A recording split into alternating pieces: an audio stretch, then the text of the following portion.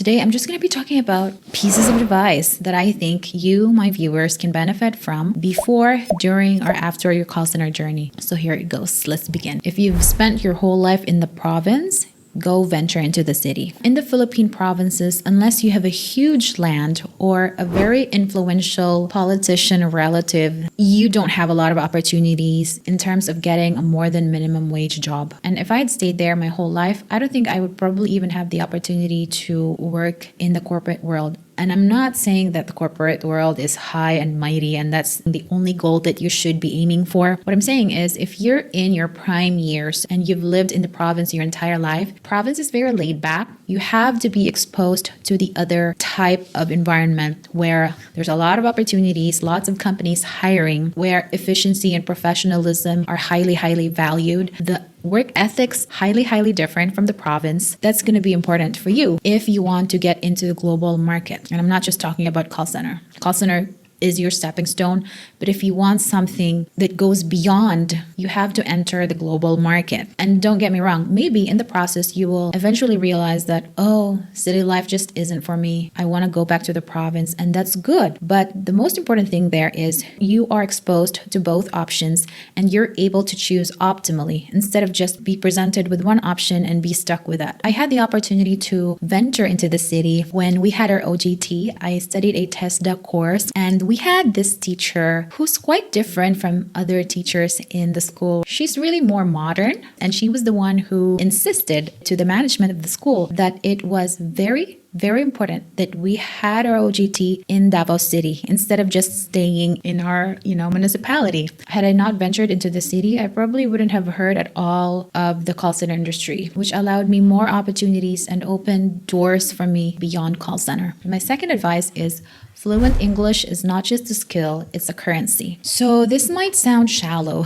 saying that you gotta learn English, yada, yada, yada. People will probably contradict me on this and say, yeah, English is not the measure of your intelligence. And other side would say, being able to speak a language is actually a form of intelligence. I'm not even gonna go into that debate. I would agree that it's a yes or no answer, fine, whatever. I'm just gonna stick to the practical side of it, which is English is the language of trade. And therefore, you have to learn it. And I'm not just saying you have to be passable, improve on it, and be good at it. I myself make grammatical mistakes. It's a lifelong process, but learning English is just imperative in today's world that we are being more and more connected and we're selling products and services in an international level, because international means basically more money. The thing is, if you are highly skilled in something, for example, you're a really good developer, programmer, you have this concrete skill that you worked so hard to achieve and learn in school. The problem is if you don't speak fluent English, you're going to be limited. People will probably still hire you, but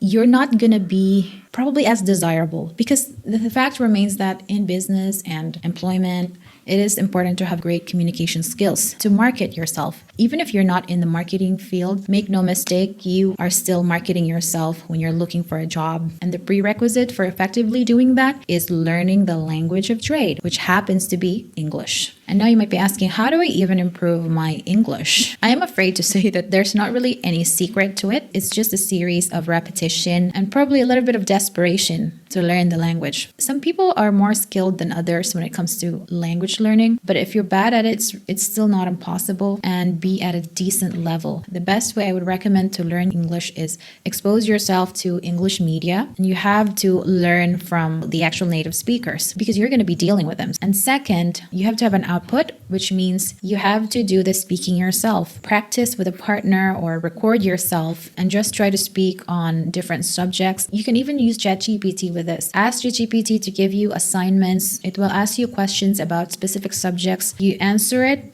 impromptu, and that way you're training your brain to speak in English and reason in English and think in English. If you think that you are really bad at it, that you simply cannot rely on yourself to train you, then it might be time to get a tutor, a one-on-one tutor. And my advice number 3 is doing the bare minimum is actually costing you more than going the extra mile. There's this term in customer service, going the extra mile, meaning you're trying to exceed the customer's expectations. You're doing more than you should be doing, or at the very least, do your job as best as you can. And then there's an opposite side of it saying you should just give your bare minimum because your job will never love you back. I understand that reasoning. I really do. But there are some downsides to that. And let me just be clear about what I mean here. I'm not saying that you should work for a job without being paid, that you go overtime without being paid, because that actually happens in the Philippines. What I mean is, if you're paid to assist a customer, assist that customer as best as you can within the limit of what the company gives you. What happens usually, and I know this because I had been a QA for 2 years and listening to calls, what happens is some agents try to cut corners, and there are a lot of reasons why that happens. Probably there's a ton of workload that the company is imposing to the agents, and that's also one of the reasons. But some of them are also just doing the bare minimum because they want to exert the least amount of effort to the job, and that is costing you a lot more than you think. The problem with doing that is, of course, it becomes a habit. When it becomes a habit, it bleeds into other areas of your life, areas that are not exactly related to work, but will affect your life. I would even go so far as to say that going the extra mile, doing the best that you can in your job, will help you in many ways that you can imagine. You're teaching yourself to persist. You're not just going to give up and say, okay, that's good enough, bye. You're actually optimizing. And that habit of optimization will help you have a better life in general. You're basically pushing yourself to do better than yesterday. And if that does not improve your life, I don't know what will. Think of it not as something you do for the company, but something you do for yourself. When you go the extra mile, okay, the company is benefiting from it, but who really benefits more is you, because you're training yourself to be better at what you do. When it's time to quit that job, then that habit, that skill is going to carry over and overall will make your life better. And my advice number 4 is the paycheck will feel endless until it's not. So when the money is coming in every 15th, 30th of the month, you're going to have this false sense of permanence. You think that the money is going to be flowing from now until forever,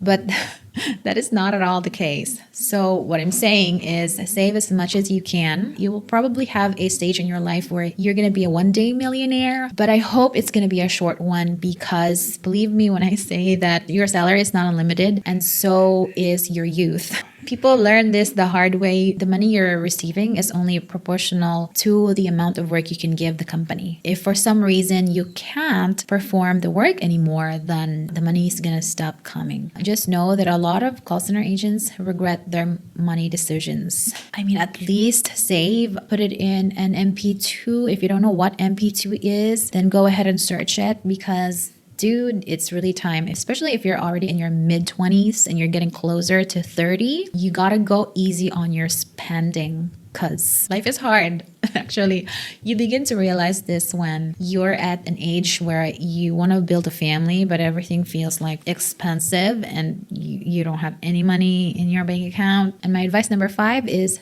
read. Reading is especially important if you're very low in openness to experience. Openness to experience is one of the aspects of the big 5 personality traits. If you haven't watched that, watch this video at the top. People low in openness to experience usually stick to tradition, are very risk averse. They only stick to what's tried and tested, and as a result does not innovate, does not try new things. And there's an advantage for both low and high openness to experience, but there's also a huge disadvantage when both sides become extreme. When you're very low in openness to experience, you just see the world in your own lens, and that is not a great thing, because people are made differently. So it is important, wherever you are, whether you're doing business or you're trying to get yourself hired, to be able to step outside of your own worldview and being able to understand other people's perspectives, not to manipulate them, but just to have this empathy and understand where they're coming from. If that is not compelling enough, just know that when you read, you gain knowledge. For example, when I bought my Kindle for the first time, that's actually when I started learning about SEO and working from home and freelancing. And after 5 to 10 years, I'm able to use those skills. So the things you read now might not have a clear application to your life right now,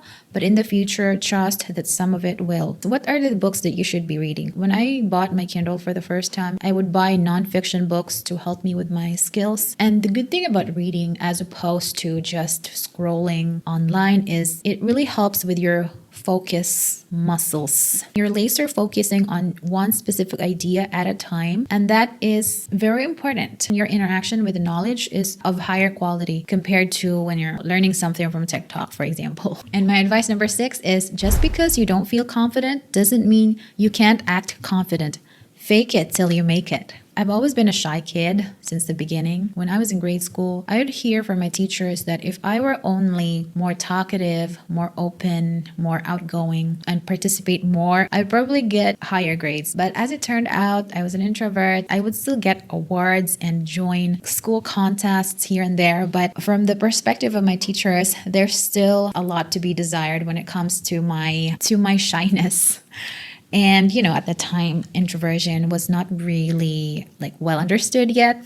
And so I just also thought that something was wrong with me. This comes back to my first advice, which is if you've lived in the province your whole life, you got to go to the city because the city will force you to go outside your comfort zone. You realize very, very early in the city that if you let your shyness, your introversion get the best of you, you'll never get anything done. You'll always get the leftover, if you know what I'm saying. There is a point in your life as an introvert in the city where you say to yourself, enough is enough. I will endure embarrassment and discomfort to get what I need to do and to put food on the table.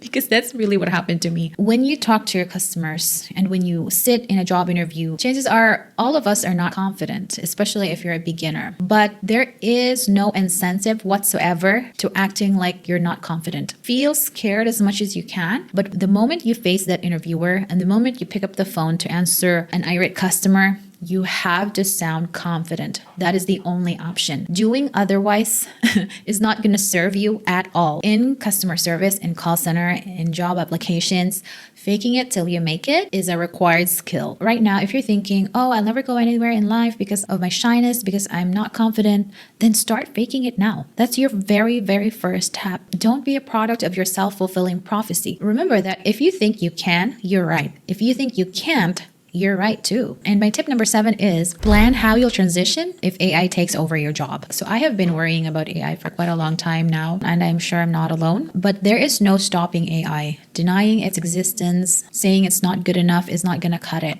Right now, the low complexity calls are already being taken over. Appointment setting, order cancellation, all calls that are repetitive, rule-based, require very little emotions. The transactional calls, it is growing rapidly and it's becoming more and more sophisticated. There will come a time when they're going to be able to optimize for price. It will get cheaper and cheaper to use AI. The setup is currently bulky and clunky, so hiring humans is still the better option. I have a video about that here where I showed you how the AI handled low, medium, and high complexity calls. And for medium, it's kind of already halfway there. Hi there. Thanks for calling. How can I help you today? Yeah, about that. So I'm just calling you guys. I'm not really planning to buy anything. I'm just kind of wanting to ask for your opinion. I want you to recommend me a product, something luxurious, if you know what I'm saying. Absolutely. Treating yourself is always a great idea. Are you leaning towards skincare? Maybe a fragrance or something else? Oh, definitely a fragrance. A perfume. Nice choice. Are you looking for something more floral, woody, or maybe... Actually, she's doing a good job at it. I would say that it is probably the best time to think about what you should be doing to future-proof your career. As to what you should be doing, I honestly don't know. What I'm doing currently is getting a degree in agricultural business. I feel like, okay, if everything goes down, at least I know how to grow my own food. And I'm sure that's probably an irrational reasoning.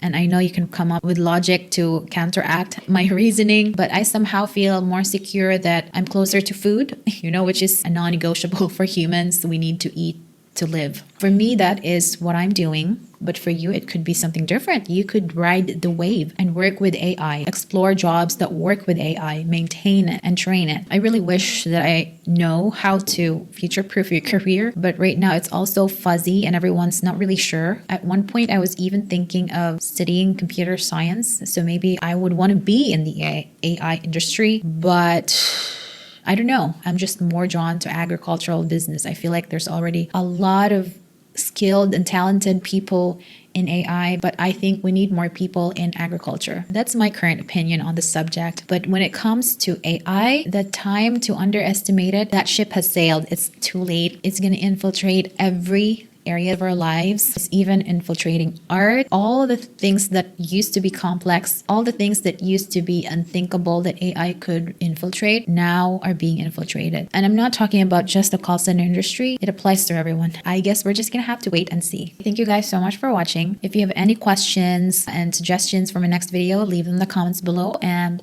I'll get back to you. Bye.